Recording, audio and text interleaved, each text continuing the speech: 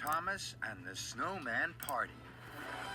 It was a snowy winter's day on the island of Sodor. The children were busy building the biggest snowman on Sodor.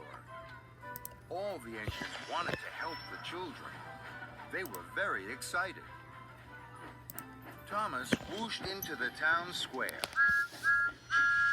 Thomas's best friend Percy was there. So was James. Percy was smiling. Hello, Percy. You look happy. There's going to be a snowman party, Thomas. Farmer McColl's sheepdog will hunt the hat. The brass band will play. And Mr. Bubbles the clown is going to do magic hat tricks. Thomas's firebox fizzed. That will be fun. Then Sir Topham had arrived. There is a lot to do for the snowman party. You are all to huff your hardest. Percy, you will collect cupcakes from the bakery. Right away, sir. James, you must collect the special guests from Brendam Docks. Yes, sir. And Thomas, you are to pick up an important package from Knapford Station. Thomas pumped his pistons proudly. Then he saw that the children looked sad. Our snowman has a carrot for a nose, coal for his eyes and mouth, and a brightly colored scarf. But he doesn't have a hat. Thomas didn't want the children to be sad. Thomas wanted to help the children. Don't worry. I'll find a hat for your snowman. So Thomas didn't go to Knapford Station to pick up the important package. He chuffed cheerfully away to find a hat. Thomas clickety-clacked along the track. I'll look and look. Find a hat. The children will be pleased with that. Thomas puffed past Farmer McColl's farm. Suddenly, he huffed to a halt. There was a big brown hat on a hay bale. Thomas's boiler bubbled with excitement. This would be a very good hat for the children's snowman. That would make them happy. So Thomas's driver put the big brown hat into Thomas's cab. And Thomas huffed happily away. Thomas clattered along the track. I found a hat! I found a hat! The children will be pleased with that. And Thomas wheeshed on to pick up the important package. On his way to Knapford, Thomas chuffed through Marin Station. Suddenly, he screeched to a stop. There was another big hat on the platform bench. Thomas smiled from footplate to fender. This hat is even bigger than the big brown hat. It will make the children even happier. So, Thomas's driver put the big hat in Thomas's cab. I found a bigger, better hat.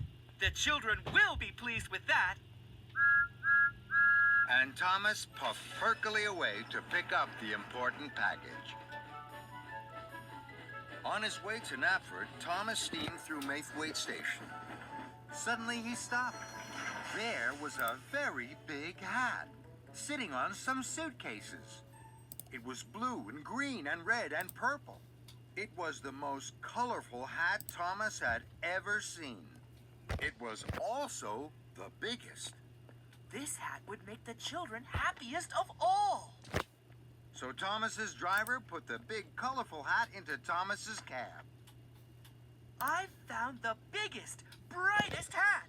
The children will be pleased with that. And Thomas wheeshed away to pick up the important package. Then Thomas chuffed to a junction. Toby was there. Toby was worried.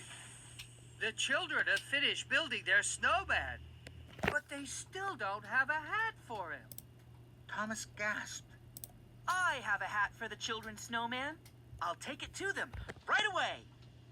Thomas pumped his pistons and raced to the town square.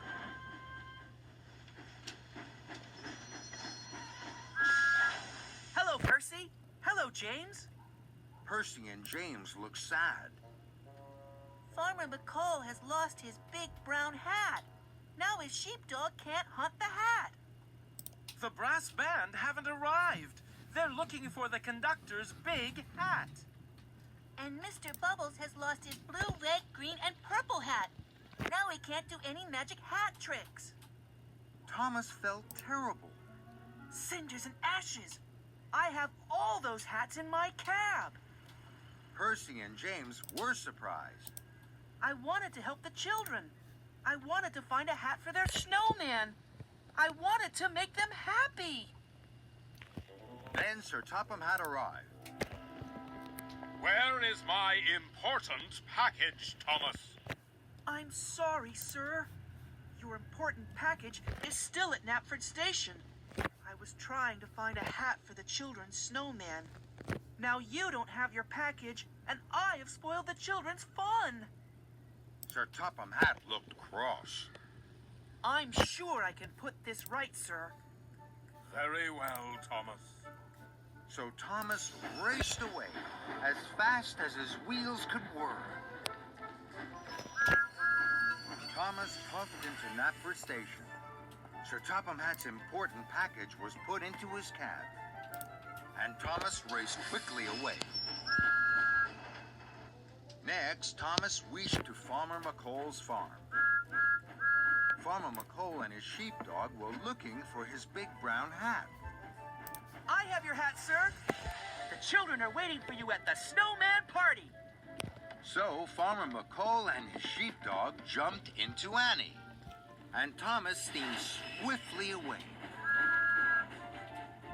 Then Thomas puffed to Marin Station. The brass band were still looking for the conductor's hat. I have your hat, sir. All aboard for the town square and the snowman party. So the conductor and the brass band climbed into Annie and Clarabelle, and Thomas raced off. Thomas hurried to Maithwaite Station. Mr. Bubbles had been looking for his magic hat everywhere. I have your hat, sir. Hooray, Thomas! Now I can come to the party and do my magic tricks. So Mr. Bubbles bounced on board, and Thomas raced like the wind back to the town square and the children's snowman. Thomas chuffed into the town square.